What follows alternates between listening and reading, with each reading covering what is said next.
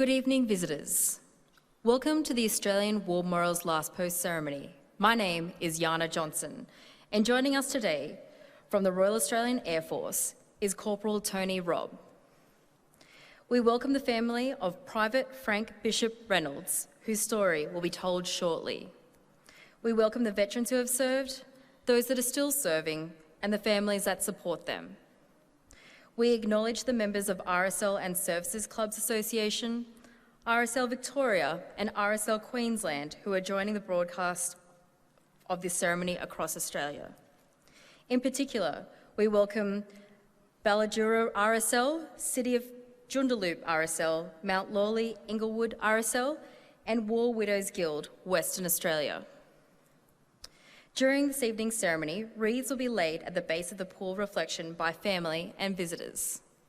Please stand and join in singing the national anthem.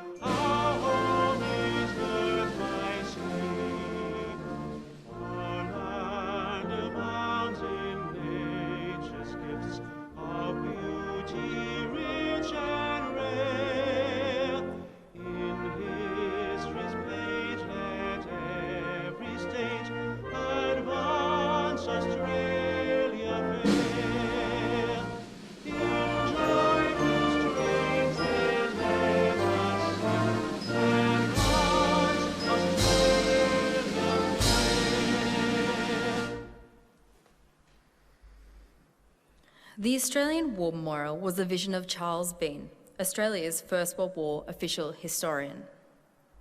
Bean landed with the Australian troops on Gallipoli and stayed with them at the front through to the end of the war. The idea of this national memorial and museum came to him at Pozières, France, in the depths of the bloody fighting of 1916. Bean's idea was that this would be a place where families and friends could mourn loved ones buried in faraway places. It would be a place that could help all Australians understand what these men and women had endured and what they had done for us. Bean's vision, to which we remain true, is best expressed as inscribed in the entrance to the memorial's galleries. Here is their spirit, in the heart of the land they loved, and here we guard their record, which they themselves made. Tonight, we'll read the story behind just one of those on the Roll of Honour, which lists the names of more than 102,000 men and women who have given their lives for us in war and operations for more than a century. But first we present a lament, Flowers of the Forest. Wreaths of floral tributes will now be laid at the base of the pool of reflection.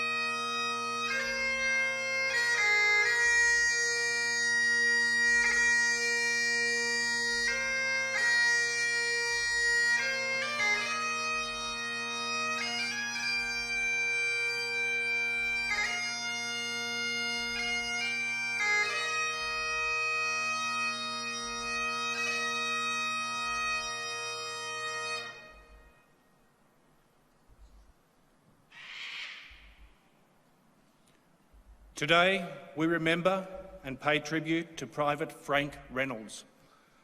Frank Bishop Reynolds was born in 1884 and was the youngest of 9 children of Walter and Anne Reynolds of Lake Bathurst in southern New South Wales. After attending state school, Frank worked on the family property, Somerton, which the Reynolds family had settled in the 1860s, and was partner in the family firm. Described as broadly built, dark, clean-shaven, and knowing all about horses, Frank was a favourite with all who knew him. Frank enlisted in the Australian Imperial Force at Victoria Barracks in Sydney in January 1916, and after a period of training at the military camp at Goulburn, sailed for England with a reinforcement group for the 55th Battalion. After 4 months of training on the Salisbury Plain near Wiltshire, Frank arrived in France in November 1916 and joined the 55th Battalion in the line near the village of Gerdecourt. By the time Frank arrived, the bitter campaign of the Somme had ended, and the Germans and the British were holding their positions for the following winter. The Australians held the line between the villages of Fleur and Gerdecourt, where the cold, rain, mud and frostbite proved far greater enemies than the German army. Although fighting had almost come to a standstill, the Germans periodically shelled the British positions. The 55th Battalion rotated in and out of the front line with other units of the 5th Australian Division and spent most of January 1917 resting in camp at nearby Bernafray Wood. After a brief spell in camp near Dernicourt, the 55th returned to the Gerdecourt section, occupying it until German troops abandoned their Somme defences and began withdrawing to the Hindenburg Line, some 40 kilometres to the west. Throughout late February and early March, the 5th Division took part in the advance that followed, fighting a series of engagements with German rearguards left behind to delay the British advance. One of the actions fought by the Australians during this period was the 55th Battalion's costly but successful pre-dawn assault on the village of Douarnenez. Frank's platoon was among those that encountered stiff German resistance in attacking a beetroot factory, coming under intense rifle and machine gun fire as they moved to encircle the village. Once the Germans withdrew, their artillery opened up on Douarnenez with high explosives and shrapnel as the 55th Battalion worked to consolidate their newly won positions. Although a success, the 55th Battalion's attack on Douarnenez came at the cost of 181 men killed, missing and wounded. Among them was Frank Reynolds, who was last seen lying dead in the approaches to the village. Although most of those killed were buried at nearby Le Bouquier, Frank's final resting place was never formally determined. As such, his name appears on the Australian National Memorial at Villers-Bretonneux among the 10,737 Australians killed in France who have no known grave. Frank's death had a tremendous impact on the Reynolds family, but his loss was also felt in the small community of Lake Bathurst. A newspaper article announcing his death described Frank as deeply respected and esteemed in the Lake Bathurst district. A sanctuary was added to the small St John's Church by the Reynolds family, featuring a substantial stained glass window of the Ascension of Christ bearing Frank's name. His name is also listed on the roll of honour on my right, among more than 60,000 Australians who died while serving in the First World War. This is but one of the many stories of service and sacrifice told here at the Australian War Memorial. We now remember Private Frank Reynolds, who gave his life for us, for our freedoms, and in the hope of a better world.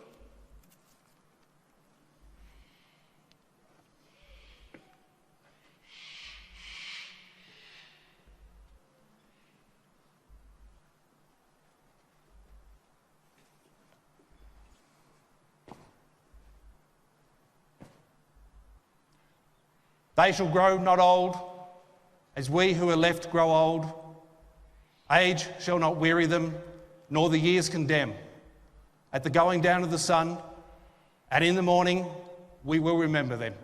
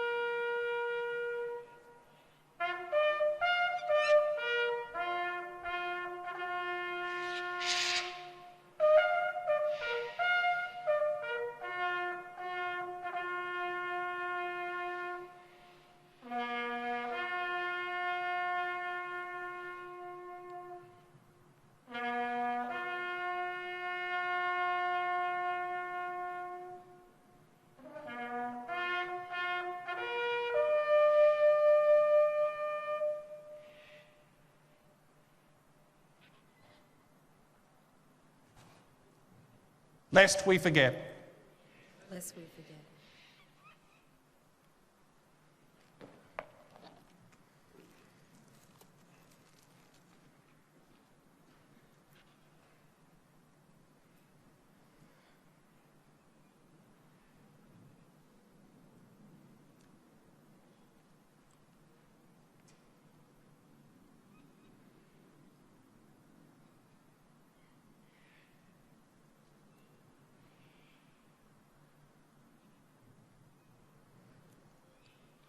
We leave you this evening with the words of the memorial's founder, Charles Bean. Many a man lying out there at Poziere or in the low scrub at Gallipoli, with his poor tired senses barely working through the fever of his brain, has thought in his last moments, well, it's over. But in Australia, they'll be proud of this. Ladies and gentlemen, that concludes the last post ceremony.